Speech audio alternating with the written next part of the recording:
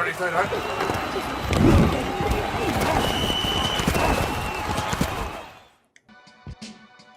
Good morning, y'all. Happy weekend. Welcome to the Weekend Zone. It's your girl, Britt Johnson. You guys can follow me on all social media at I am Britt Johnson.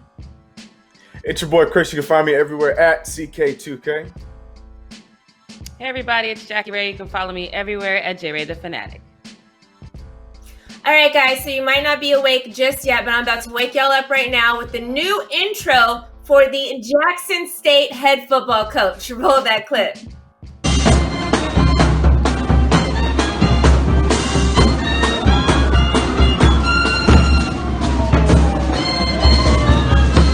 That is just, I love every bit of that. If you know who is about to come through those doors, it is former NFL superstar, Pro Football Hall of Famer, Major Leaguer, Mr. Primetime himself, Deion Sanders, who is now the new head football coach of Jackson State. He kept it real simple and said, God called me to Jackson State. Basically, everyone's been saying that becoming the head coach of Jackson State is going to be great for not only the school, but HBCUs everywhere. Jackie, girl, right. My question is going to be for you. We talked about HBCUs as a good move for these, like, going to be college athletes. What are your thoughts on this move for now Black coaches that maybe didn't get into, you know, the NCAA schools or the NFL if they decide to do the HBCU route as well? I think this is perfect. I think that, you know, we keep talking about what these kids should do, but, you know, adults maybe follow suit, maybe lead by example. And I think someone like Primetime, who his name is so big anyway, I thought that this was super dope. I didn't see this intro, but the girl in the back with the high knees, that's exactly how you're supposed to introduce Deion Sanders. So I am in the high knees. I was like, yes. Yeah. So I'm super excited about this. I think it's about time. I think it's weird that it never dawned on me like, we should have somebody who's Black with a big name actually kick this trend off. So I'm super excited about this. Yeah, it was amazing. Chris, anything you want to add to that? Are you excited to see Primetime with Jackson? Oh, I love it. I think he's gonna be a really good coach because he was coaching with his son when he was in high school and stuff like that. I think this is something he's gonna be really good at. And everything Jackie said, like, I just didn't even think of, you know, the coaches taking over, and especially someone like Primetime to go and do that and lead the way, and then the players can probably do the same thing moving on instead of choosing some of those other schools in the NCAA. So I love it. I think it's gonna be fun. The intro is perfect, Primetime fashion. I love it. Yeah, for sure. He definitely said he hopes it brings more talent and brighter lights to HBCUs. So this was pretty awesome. But speaking of bright lights, Sunday, the Falcons, Chris, you were excited about this. And the Falcons and the Cowboys played. Obviously, Dallas Cowboys ended up winning that game. Jackie was excited too, just because they're Saints now. Yes, they're haters. I was like, let me see if she's going to get this right. I thought you were going to say something else. I was like, wait a minute, Britt. Wait a minute. The Falcons lost, and then the Saints went on to you guys ended up losing. It's like it didn't count. She had to get that jab in there. She had to get that but just because everybody lost, it's like put a dagger in it, or didn't put a dagger in it. Right after the game, Hayden Hurst, who is on the Falcons, actually went up to Dak Prescott and thanked him for being so open about mental health. And now the two are actually teaming up together, and they're going to start something for suicide prevention. Chris, did you kind of foresee something like this happening after Dak's confession as something that would bring other players in the league to kind of get involved and put the end to the stigma of mental health in the league and with this country? As far as another player embracing him and coming to him the way that Hayden did, to be completely honest, no, I did not expect that. That part I did not expect. I was hoping that there would be some sort of initiative coming together that was probably going to be led by Dak Prescott, but I didn't see it to be like, you know, how the NBA where Kevin Love and DeMar DeRozan, those guys came together and did something like that. Because of just the stigma with the NFL, I didn't see that coming. But to see it, I'm very, very, very happy that's the case. When I saw that moment from Hayden Hurst, Falcons crap aside, I love that because that's the kind of, you need that, especially in the NFL, the sports where you're like, you got to be big and tough for another dude to come and just straight up just say thank you. You know, that's huge, you know, especially for something as serious as that. So I did not expect it, but I'm damn happy that happened. Shout out to Hayden for, you know, giving love to Dak, and shout out to Dak for being open about how he's been feeling. For sure. Well, that is it for honorable mentions. Chris, what you got for us? I got some trash talk, and it's pretty crazy. But we're gonna start off with the facial hair bowl, is what I call this Thursday's game. Even though it didn't quite go the way I thought it was gonna go. We had, Oh, Chris, are you getting in on this game? This I wanted to.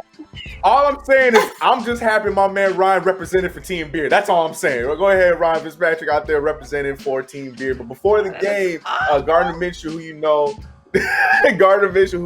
is out there repping his mustache, and then we had Fitzmagic representing the beard. And prior to the game, the two of them had some trash talk, and they were going back and forth. Ryan Fitzpatrick went in and he said that the mustaches versus the beard. I think beards are cooler. Guys that grow mustaches have patchy side. Boom! Shots fired. But it's kind of a bad shot though, because we did see videos and pictures of Gardner Minshew all offseason rocking a full beard, and Gardner Minshew reminded him of that, and he said, "I can grow a beard with no patchy sides, but I'm gonna have to respect. I'm gonna have respect for my elders, especially when they're much, much." Much older. Ooh. And then even Ryan Fitzpatrick. But Fitz even laughed at that too. Older. He got him. He sure does. I know, right? Lester mustache. He looks older. He couldn't even have said that.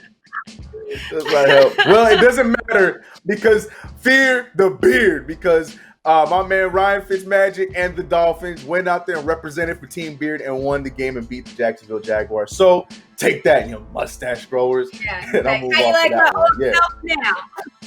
Yeah, right. How you like that? Go ahead, Fitzmagic. Let them know.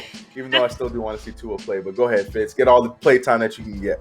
And this next one is, oh my god, this is ignorant. This one is ignorant, and I'm so glad that somebody is coming out and calling this dude out. Anytime that he is called out, he being Jason Whitlock, I'm a fan of it. And we have Alex Flanagan, who for. Yeah, right. See, I say the name and everybody's like, "Oh, here it comes." Alex Flanagan, who a lot of you guys may or may not remember, but Alex Flanagan's been in doing NFL for years. She's been in it for a long time. I remember watching college football. She was doing it for NFL, everything. She's been in it for a long time, and she came out and she speaked out to Jason Whitlock. Now, for those who may not know, Jason Whitlock had some very Jason Whitlock-y stances on female host and female right. This is what I'm saying, right? It's crazy. Everything. I'll read it for the sake of reading, in case you did not know, to give the information. He said, beauty has a privilege that trumps over privileges. Trump's other privilege, Beauty transformed Katie Nolan from a bartender to a 7-figure personality and the darling of aroused bloggers and TV critics willing to ignore her pedestrian humor and inability to execute live television.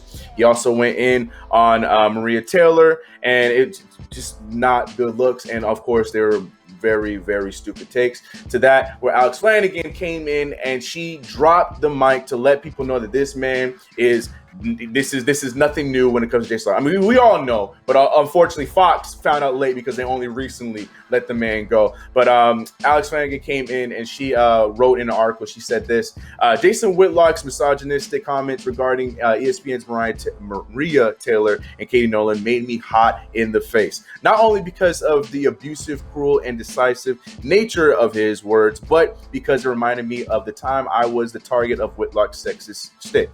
It has been more than 9 years since I found myself in the center of Jason Whitlock's perpetual attractive women only have a job based on their looks narrative. Whitlock's mean-spirited attempt to discredit my reporting skills based on my physical appearance began during the peak of my career on January 8, 2011. Now, Jason Whitlock then tried to defend himself on Twitter. I'm not going to read all that stuff because it's very weak. And even in his tweets, he tries to apologize and backpedal like, oh, I said that. Oh, there's so many tweets and Twitters and stuff out there. I didn't realize that I said something like that. I apologize. Blah, blah, blah, blah. So I'm not going to give him that. But shout out to Alex Flanagan going in and saying something, because as we talked about on the lives, Maria Taylor and we didn't really mention Katie Nolan, but it was just misguided, and it was just so Jason Whitlock of him. And I'm glad that someone's speaking out and saying something towards him, because that dude is just a joke.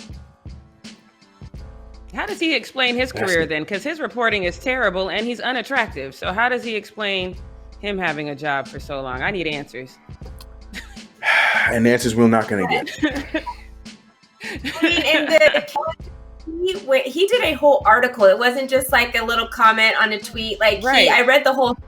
He writes well. That is maybe his moment of, I don't know. He's a good writer. I think he is a writer. Mm-hmm. It was a lot. I mean, I didn't disagree with everything in it because some of the things were like factual information, but like a lot of it, I'm just like, but why? Like, you don't need to say that. You don't need. Yeah. You can also mention all men that have jobs that aren't deserving of their job and didn't go to school for this and didn't whatever, like that are still working too. So like, how is she different from everybody else, right, or so many other people that have jobs at like ESPN or Fox right now that we know didn't like nobody and got an opportunity because of it. Like, so I don't know.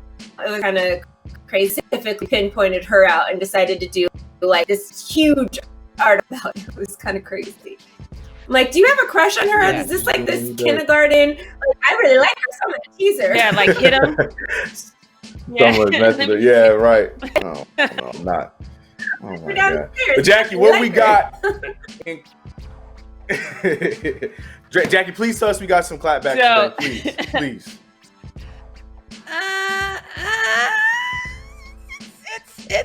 They tried. Look, I'm gonna give it E for effort. Yeah, there's a few that one that I'm like, ooh, solid effort. There's no good ones, but there's some solid effort. So let's get to this first one. The attempts. Okay. This first one. All right. Okay. Same typical narrative, and I hate this. What WTF happened to this channel? It used to be so lit. Now it seems dry and boring. Then that means you're dry and boring because you took time out of your day to comment on it. So if it was so dry and boring, wouldn't you just keep moving? I don't understand these clap ones. Let's get to the next one. Maybe the next one will be a little bit better. Oh, this one's for you, Britt. I actually really like this one. He didn't do a profile pic, so I'm disqualifying him. But sometimes I'd be wondering if I should shoot my shot at Britt. But then again, I'm a solid 4 out of 10 with filters and good lighting, which explains why he doesn't have a picture. But he tried it. But at least he tried it. And because you keep it real. I like a guy that keeps it real. Okay. The legend. Yeah, I love that. Legend.